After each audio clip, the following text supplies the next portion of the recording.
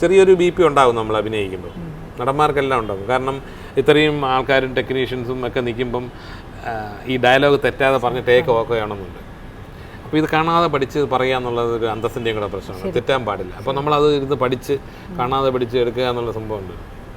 എനിക്ക് ഓർമ്മയുണ്ട് ഫാസിലിൻ്റെ പടം, മോഹൻലാലും ഹരികൃഷ്ണൻസ് പടമുണ്ട്, അതിനകത്തൊരു വക്കീലായിട്ട് ഞാൻ അഭിനയിക്കുന്നുണ്ട്. അപ്പോൾ അതിനകത്ത് IPC 369 അങ്ങനെ വരുമ്പോൾ PC 369 മറ്റേ ഒരു ഒറ്റ ഡയലോഗ് പറയണം.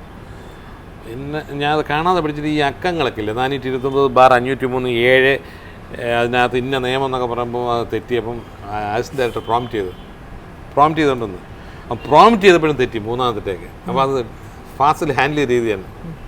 കട്ട് നിർത്തിയ നിങ്ങളെന്താണ് ഈ അസിസ്റ്റൻ്റ് ഡയറക്ടർ വിചാരം എന്താണ്? അദ്ദേഹം സീനിയർ ആക്ടറാണ്, ഇത്രയും പടങ്ങൾ അഭിനയിച്ചത്. നിങ്ങൾ പ്രോംപ്റ്റ് ചെയ്തല്ലേ പറയുള്ളൂ. മണിമൊളിയെ കാണാതെ പറയാൻ പറ്റുന്ന ആളാണ്. നിങ്ങൾ പ്രോംപ്റ്റ് ചെയ്യുന്നും വേണ്ട, പുള്ളി കാണാതെ പിടിച്ചു പറയും അല്ലേ. ഇത് നമുക്ക് കട്ട് ചെയ്ത് കാണാതെ പിടിച്ചിട്ടൊക്കെ അല്ലേ, എത്ര മിനിറ്റ് വേണം? ഒരു 10 മിനിറ്റ് എന്നാണ്. ഞാൻ അങ്ങോട്ട് മാറിയത്. ഇതെൻ്റെ ഒരു അഭിമാനത്തിൻ്റെ പ്രശ്നമായിപ്പോയി. ഞാൻ മാറിയെന്ന് പഠിക്കുമ്പോൾ അത് എനിക്ക് ഇപ്പം വിശന്നു പോയി. 5:30 എല്ലാവരും മാറിയെന്ന് വാഴയ്ക്കപ്പവും കഴിക്കും, ചായയും കുടിക്കുന്നു. എനിക്കിത് പഠിച്ചേ പറ്റുള്ളൂ. ഇത് കഴിച്ചിട്ട് മതി, പഠിച്ചിട്ട് ടേക്ക് എടുത്തിട്ട് മതി ചായ കുടിക്കണം എന്നുള്ളതായിരുന്നു. ഞാൻ നിന്ന് കാണാതെ പിടിച്ച് ടേക്ക് എടുത്തപ്പോൾ ഷേക്ക് ഒക്കെ തന്ന് കൈയടിച്ച് ഫാസിലിൻ്റെ അടുത്ത് നിങ്ങളൊക്കെയാണ് ആക്ടേഴ്സ് ചീത്താക്കുന്നത്. അല്ലെങ്കിൽ മനോഹരമായിട്ട് നിങ്ങൾ ഇവിടെ വന്നിട്ട് ഉടനെ പ്രോംപ്റ്റ് ചെയ്ത് അങ്ങ് എന്നിട്ട് അവർ ഇങ്ങനെ കാണിക്കും പുള്ളി.